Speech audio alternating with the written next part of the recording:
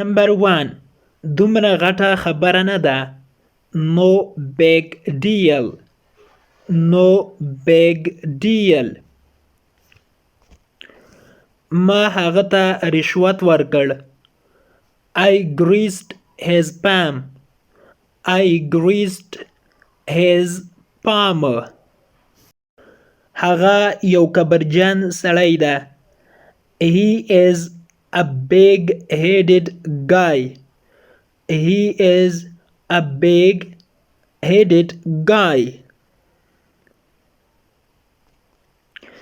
زه تا بادشاه کومه.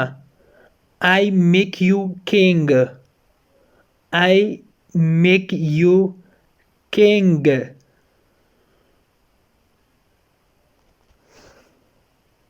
ته په جوب کې نسوار لرې.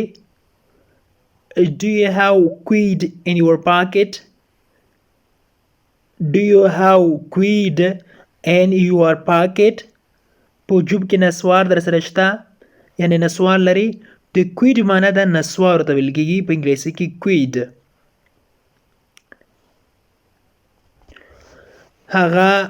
هغه لس کلن بند تېروي.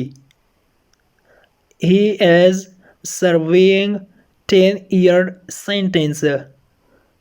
He is serving 10-year sentence. Serving معنی تېرول. sentence ویل کېږي سزا یا بند.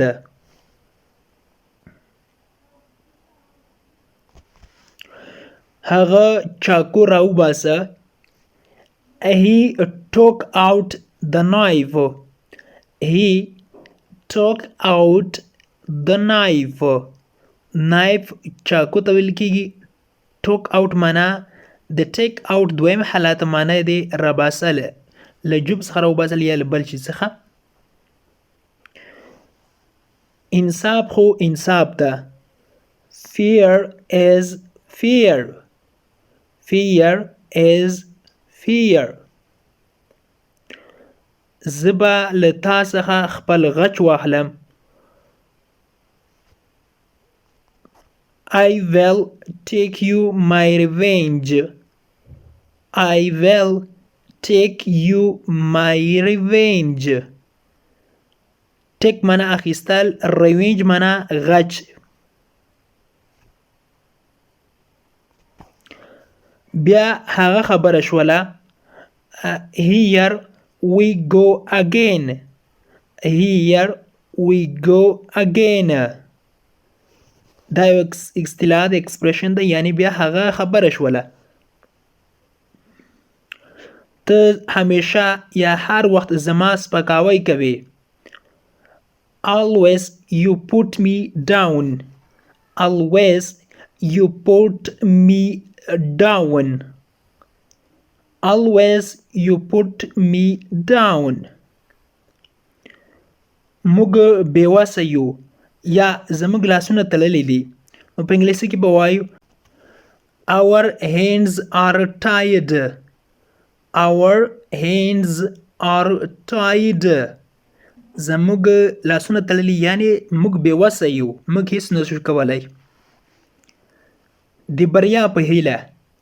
نو په انګلیسي کې به وایو break a leg. break a leg. د بریا په هیله. یا good luck هم ورته ویل کېږي. good luck. د بریا په هیله یا ستا د کامیابي په هیله. good luck. زه غواړم چې سر جوړ کړم یا زه غواړم چې ویښتان جوړ کړم. نو په انګلیسي کې به وایو I would like to get a haircut. I would like to get a haircut.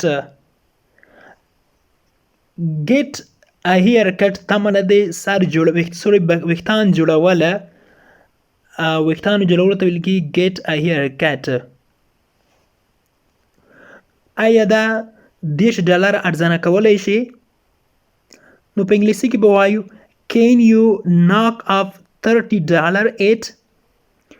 Can you knock up $30 it? آیا دا $10 ارزانه کولی شي؟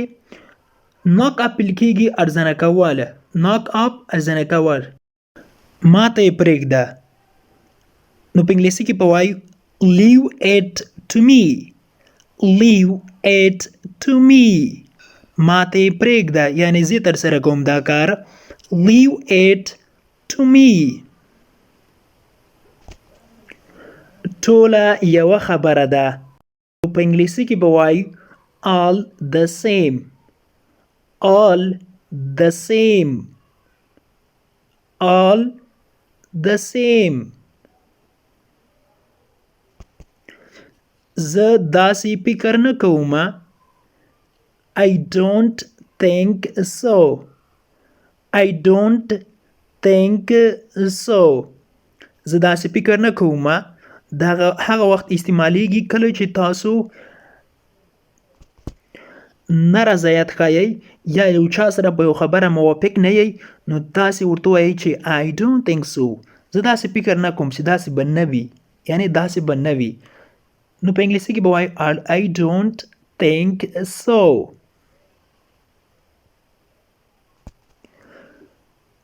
مخته راشه. come forward. come forward.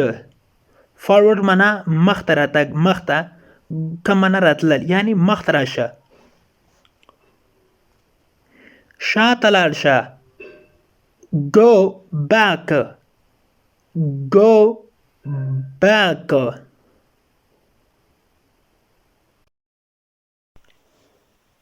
د انګلیش ټو پښتو لرنینګ کورس ګرانو زده کوونکو د نن ورځې کلاس تر دې ځای پورې و. هیله ده چې یو څه مو ورڅخه زده کړي وي. که غواړئ چې انګلیسي ژبه په سمپل ساده پښتو ژبه کې زده کړئ نو مهرباني وکړئ زموږ انګلیش ټو پښتو لرنینګ چینل در سره سبسکرایب کړئ او تر څنګ یې د بیل آیکن ووهئ او بیا په آل کلیک وکړئ.